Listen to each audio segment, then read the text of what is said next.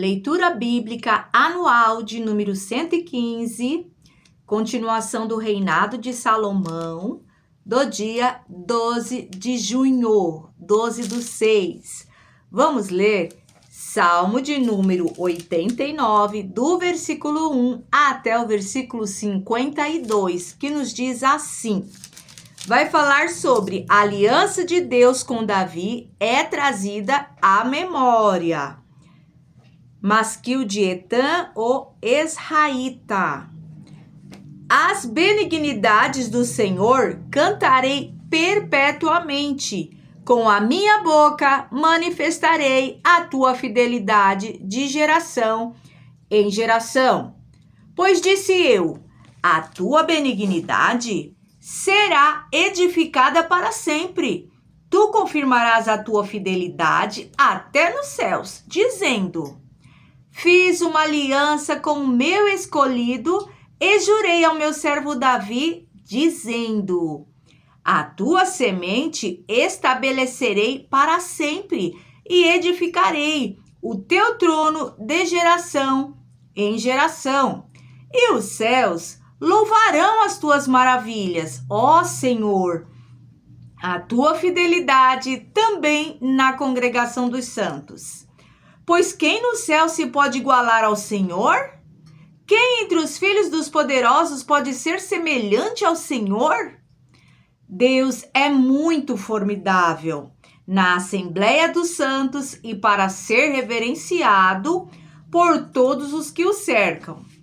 Ó Senhor Deus dos exércitos, quem é poderoso como tu, Senhor, com a tua fidelidade ao redor de ti? Tu dominas o ímpeto do mar, quando as suas ondas se levantam. Tu as fazes aquietar. Tu quebraste a Raabe, como se fora ferida de morte. Espalhaste os teus inimigos com teu braço forte. Teus são os céus e tua é a terra. O mundo e a sua plenitude tu o fundaste. O norte e o sul, tu os criaste. Tabor e Hermon jubilam em teu nome.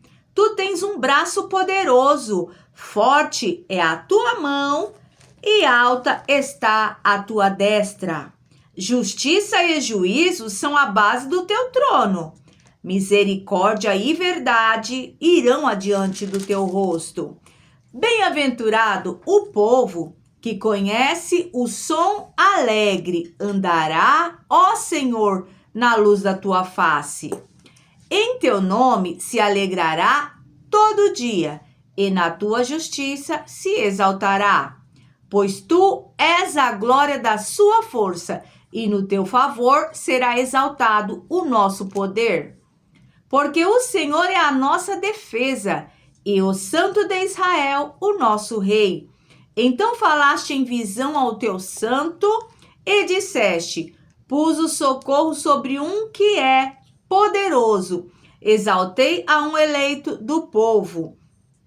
Achei a Davi, meu servo, com santo óleo ungi, com o qual a minha mão ficará firme e o meu braço o fortalecerá.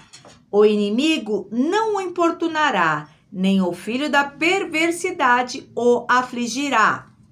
E eu derrubarei os seus inimigos perante a sua face, e ferirei aos que o odeiam, e a minha fidelidade e a minha benignidade estarão com ele, e em meu nome será exaltado o seu poder.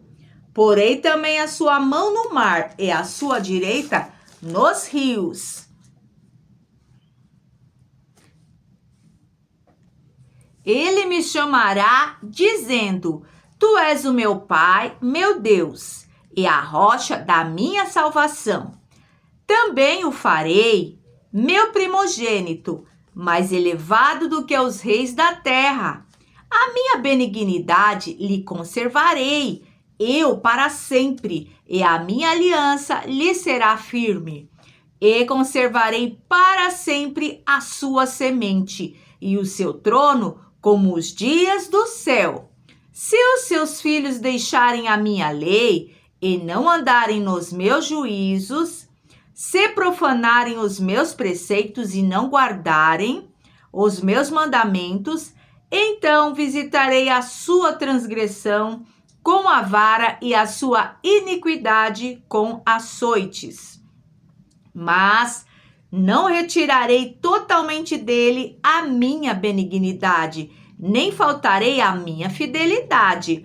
Não quebrarei a minha aliança, não alterarei o que saiu dos meus lábios. Uma vez jurei pela minha santidade que não mentirei a Davi. A sua semente durará para sempre, e o seu trono, como o sol diante de mim, será estabelecido para sempre, como a lua e como uma testemunha fiel no céu. Mas tu rejeitaste e aborreceste, tu te indignaste contra o teu ungido, abominaste a aliança do teu servo, profanaste a sua coroa, lançando-o por terra, derrubaste todos os seus muros, arruinaste as suas fortificações. Todos os que passam pelo caminho o despojam, é um opróbrio para os seus vizinhos. Exaltaste a destra dos teus adversários, fizeste com que todos os seus inimigos se regozijassem. Também embotaste o fio da sua espada e não sustentaste na peleja. Fizeste cessar a sua glória e deitaste por terra o seu trono. Abreviaste os dias da sua mocidade, cobriste-o de vergonha. Até quando, Senhor? Acaso te esconderás para sempre? Arderá a tua ira como fogo? Lembra-te de quão breves são os meus dias. E por que criarias em vão todos os filhos dos homens? Que homem há que viva e não veja a morte? Livrará ele a sua alma do poder da sepultura? Senhor, onde estão as tuas antigas benignidades, que juraste a Davi pela tua verdade? Lembra-te, Senhor, do opróbrio dos teus servos, como eu trago no meu peito o opróbrio de todos os povos poderosos, com o qual, Senhor, os teus inimigos têm difamado, com o qual têm difamado as pisadas do teu ungido. Bendito seja o Senhor para sempre. Amém e amém. Olha que interessante desse Salmo 89, só para ficar para nossa meditação, o verso 47. Lembra-te de quão breves são os meus dias? Por que criarias em vão todos os filhos dos homens? Ou seja, a nossa vida aqui na terra, ela é breve. Então, Deus tem algo muito maior e a eternidade, sim, essa não tem fim. Então, a pergunta aqui do salmista, por que o Senhor ia criar a nossa vida breve? Certamente, nós temos algo muito maior, muito melhor, que é a eternidade. Aqui é só uma passagem. Nesse Salmo 89 fala que muito certo é a morte e ninguém pode se livrar de uma sepultura. Ninguém. Todos debaixo da terra. Ninguém escapa da morte e da sepultura. E quando você morre, para onde você vai? Será que você tem compromisso com Deus? Será que você entregou a sua vida ao Senhor? Porque a única garantia que você tem de uma vida eterna abençoada é através de Jesus. Porque Ele testificou, eu sou o caminho, eu sou a verdade e eu sou a vida. Ou seja, o único caminho que leva o homem, quando passa dessa vida até Deus, só é Jesus. Jesus falou que Ele é a porta e só através dele. Ele é o único caminho que conduz o homem até os céus e até Deus. Então, que nós vamos ter Jesus sempre na nossa vida, sempre conversar com o Senhor e Senhor, eu te aceito todos os dias. É uma fala nossa, mas quem nos aceita é Jesus, porque a Bíblia fala que foi Ele quem nos escolheu.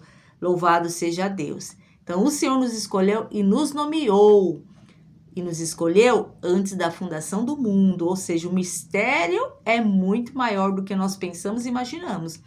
Mas se nós estamos na presença do Senhor, grandes coisas Deus tem para nós. Louvado seja Deus. Em continuação, Provérbios, capítulo 1, do verso 1 em diante. Nós vamos ler o Provérbios de número 1, capítulo 1, todo até o 33, mas vai ter uns subtópicos até chegar ao 33.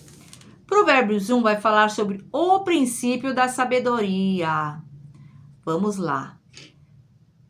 1 diz assim, 1 e 1 em diante. Provérbios de Salomão, filho de Davi, rei de Israel. Para se conhecer a sabedoria e a instrução, para se entenderem as palavras da prudência, para se receber a instrução do entendimento, a justiça, o juízo e a equidade, para dar aos simples prudência e aos moços conhecimento e discernimento. O sábio ouvirá e crescerá em conhecimento, e o entendido adquirirá sábios conselhos. Para entender os provérbios e sua interpretação, as palavras dos sábios e as suas proposições. O temor do Senhor é o princípio do conhecimento. Os loucos desprezam a sabedoria e a instrução. Que maravilha! Então, quando aqui no Provérbios 1 que fala do princípio da sabedoria, já deu para entender. O princípio da sabedoria é o temor do Senhor. Quem é sábio reconhece a grandeza do nosso Deus e já teme, reverencia, obedece. Quando aqui fala os loucos desprezam a sabedoria e a instrução, é considerado louco aquele que não reconhece a soberania de Deus. Quem não reconhece que Deus é grande, que Deus é Deus, que Deus é Senhor, é considerado, segundo a Bíblia, como louco. Por que como louco? Porque não está plantando aqui na terra uma eternidade com Deus. Por quê? Provérbios e Cantares de Salomão percebeu o quê? Que a vida aqui, ela é curta, mas tem toda uma eternidade. Essa sim não tem fim. É uma eternidade. Então, você aqui na terra, você reconhece se você quer temer a Deus ou não. E segundo Provérbios, já no capítulo 1, já fala que o temor do Senhor, ele é o princípio da sabedoria. E louco é aquele que despreza o conhecimento e a presença do Senhor. Então, se nós não quisermos ser diagnosticados como loucos diante de Deus e da palavra do Senhor, nós temos sim que temer ao Senhor e conhecer a palavra do Senhor. Louvado seja Deus. Na sequência, Provérbios do 8 em diante vai falar evitando o mau conselho. Filho meu, ouve a instrução de teu pai e não deixes o ensinamento da tua mãe, porque serão como diadema gracioso em tua cabeça e colares ao teu pescoço. Filho meu, se os pecadores procuram te atrair com agrados, não aceites. Se disserem, vem conosco a tocaias de sangue, embosquemos o inocente sem motivo, traguemo-los vivos como a sepultura e inteiros, como os que descem a cova, acharemos toda a sorte de bens preciosos, encheremos as nossas casas de despojo, lança a tua sorte conosco e teremos todos uma só bolsa. Filho meu, não te ponhas a caminho com eles, desvia o teu pé das suas veredas, porque os seus pés correm para o mal e se apressam a derramar sangue. Na verdade, é inútil estender-se a rede ante os olhos de qualquer ave. No entanto, estes armam ciladas contra o seu próprio sangue e espreitam suas próprias vidas. São assim as veredas de todo aquele que usa de cobiça, ela põe a perder a alma dos que a possuem. Olha só, do verso 8 até o 19, fala sobre para evitar mau conselho. Todos esses conselhos que alguém fala que vai te dar isso, vamos fazer isso, que nós vamos ganhar junto. Toma cuidado. E aqui fala bem claro, ouve a instrução do teu pai e da tua mãe. Porque normalmente, pela regra, né? Tem umas exceções, mas o pai e a mãe sempre quer o bem do filho. Sempre vai orientar para as coisas certas, para as coisas corretas. Então, quando seus pais, né, nossos pais estão nos orientando, é porque querem o nosso bem. E às vezes já passou por aquela fase. Porque o ser humano possui fases. A fase da infância é uma fase que você vai ter aquele conhecimento. A fase da adolescência é um tipo de conhecimento. Juventude, quando já fica mais adulto. Por isso que muitos às vezes chegam na vida adulta e falam: ai, se eu tivesse... Quando eu tinha aquela idade, se eu tivesse conhecimento que eu tinha hoje, eu ia voar. Mas dificilmente tem esse conhecimento. Por quê? Porque o conhecimento você ganha conforme passa o período da sua vida. A gente tem conhecimento de adulto quando a gente é adulto. A criança jamais vai ter o conhecimento do adulto enquanto ela não chegar a ser adulto. Nós que já estamos numa fase adulta, nós já passamos pelo conhecimento da criança, pelo conhecimento do adolescente, pelo conhecimento e fase do jovem. Por isso que hoje a gente tem uma experiência de vida. Por quê? Porque nós já passamos por aquelas etapas. E às vezes os filhos não passaram ainda e não dão crédito, né, à fala daqueles que já passaram por experiência própria. Mas faz parte da vida, porque às vezes quando a gente é jovem não quer realmente obedecer. Mas quem obedece o pai e a mãe, às vezes sacrifica um momento de prazer e de alegria aí do mundo, mas ganha muito mais. Porque ganha coisas certas, né, e decentes. E olha só o verso 17, que interessante. Na verdade, é inútil estender-se a rede ante os olhos de qualquer ave. Ou seja, se você for montar uma emboscada para uma ave, para um passarinho, ele não vai poder ver você montando ali, porque se vê, certamente já vai ficar atento e não vai passar ali perto. Então, é mais ou menos isso. Agora, convite à sabedoria, do capítulo 1, do versículo 20 até o 33, para encerrar esse Provérbios de número 1, de capítulo de número 1. A sabedoria clama lá fora, pelas ruas levanta a sua voz. Nas esquinas movimentadas é labrada, e nas estradas, nas entradas das portas e nas cidades profere as suas palavras. Até quando, ó simples, amareis a simplicidade? E vós, escarnecedores, desejareis o escárnio? E vós, insensatos, odiareis o conhecimento? Olha só. O insensato odeia o conhecimento. Atentai para a minha repreensão, pois eis que vos derramarei abundantemente do meu espírito e vos farei saber as minhas palavras.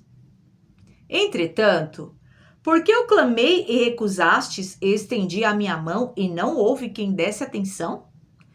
Antes rejeitaste todo o meu conselho e não quiseste a minha repreensão.